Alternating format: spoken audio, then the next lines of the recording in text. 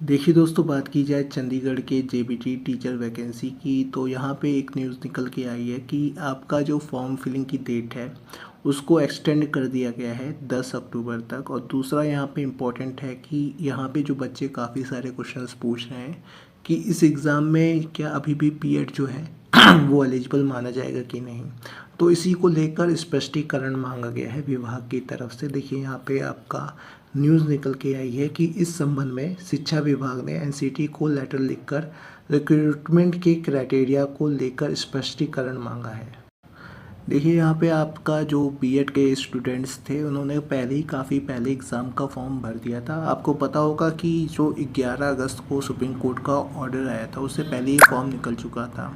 जिसकी वजह से ये था कि अभी तक जो बीएड के छात्र हैं वो यहाँ पे पीआरटी में अप्लाई कर सकते थे। लेकिन अब यहाँ पे जो न्यूज़ निकल के आई है तो आप यहाँ पे देख सकते हैं कि जो टीचर भर्ती के नियम बनाने के लिए गवर्निंग बॉडी है, यानी आपका एनसीटी जो है वो आपका नियम बना सकती है कि कोई बीएड का जो छात्र है वो एलिजिबल है कि नहीं है। लेकिन यहाँ पे आपका पता होगा कि एनसीटी के तरफ से भी हर स्टेट को ये आपका कह सकते हैं एक नोटिस दिया गया है 4 सितंबर को, कि उन्होंने कहा है कि जो बीएड के छात्र हैं वो एक तरीके से अब यहाँ पे एलिजिबल नहीं रह जाते हैं आपका पीआरटी के वैकेंसी को, क्योंकि आपका सुप्रीम कोर्ट का ऑर्डर जब से आया है उसी को मान्य माना है।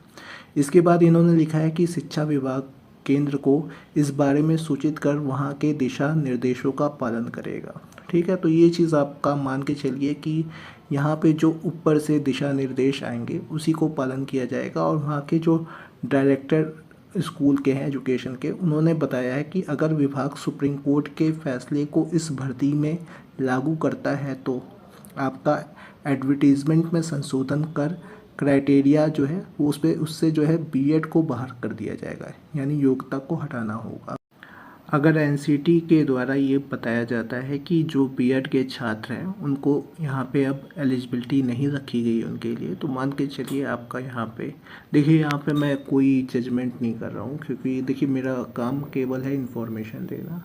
और जो अभी न्यूज़ निकल के आई है उसके मुताबिक यही स्पष्ट हो रहा है, लेकिन अभी एनसीटी का क्या जवाब आता है ये देखना होगा।